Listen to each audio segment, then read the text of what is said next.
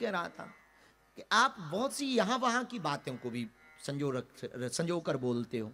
तब हम उनको प्रार्थना कह रहे, कथा तो वही है, कौन बदल सकता कथा को? रावण मरना ही मरना है, समुद्र पार जाना ही, पर कुछ नया सीख कर जाओ, उसी कथा से कुछ नया सीख कर जाओ, और सीख करके नहीं, जीवन में उतार के जाओ।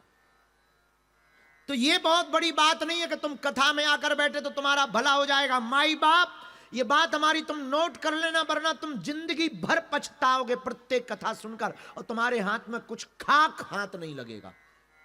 ये बहुत महत्वपूर्ण नहीं हुआ कि तुम कथा में आकर बैठ गए या तुमने ईश्वर पर उपकार कर दिया। महत्वपूर्ण तो तब है जब कथा तुम्हारे अंदर बैठ जाए।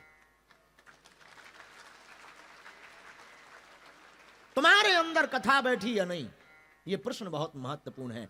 तुमने जीवन बदला या नहीं बदला, यह प्रश्न बहुत महत्वपूर्ण है। मेरे प्रियजनों, हम अपने जीवन में कहते हैं अगर तुम्हें आनंद से लबालब भरना है तो परमानंद को सिर्फ समझना है, जानना भी नहीं, समझना है। समझ लोगे अपने आप मुस्कुराओगे, कुछ हाथ में ना भी रहे।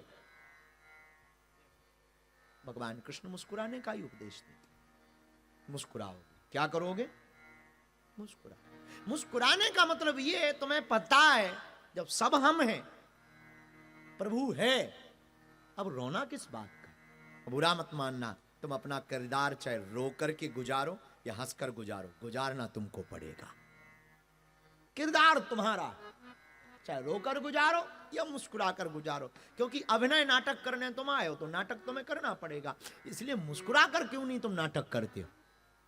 किरदार को मुस्कुरा करके निभाओ, मुस्कुराते रहो। जो प्रभु की इच्छा है उसमें मुस्कुराओ।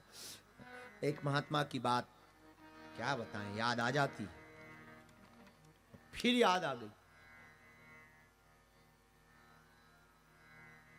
भूलो नहीं तेरा नाम।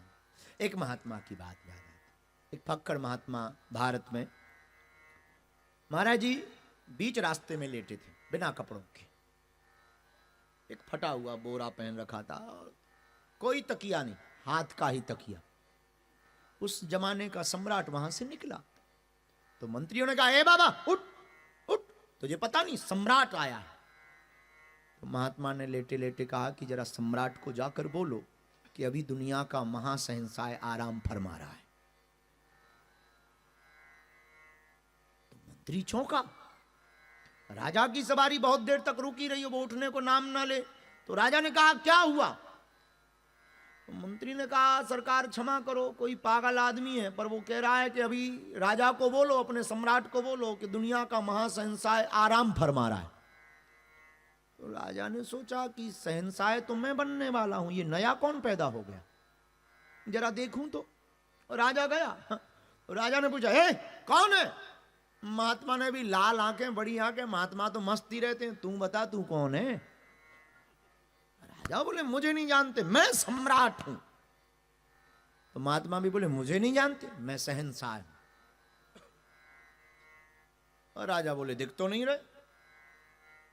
महात्मा बोले, तुम भी सम्राट दिख नहीं रहे, जैसे मैं हूं वैसा तू है, दो आंख, नाक, मुंह, कान वैसे ही तेरे हैं, पूंछ पूंछ लगी हो तो बता। सम्राट बोला, चुप रहो। महात्मा बोले, तुम भी चुप रहो। पर महात्मा ने बोले, चलो छोड़ो, एक बात बताओ, कहां जा रहे हो? सम्राट बोला, अमुक युद्ध देश के ऊपर, सामने जो युद्ध देश है उस पर युद्ध की चढ़ाई करने जा रहे हैं, लड़ने जा रहे हैं। तो महात्मा ने कहा, फिर क्या करोगे? बोले, उसको जीतेंगे। राजा ने कहा।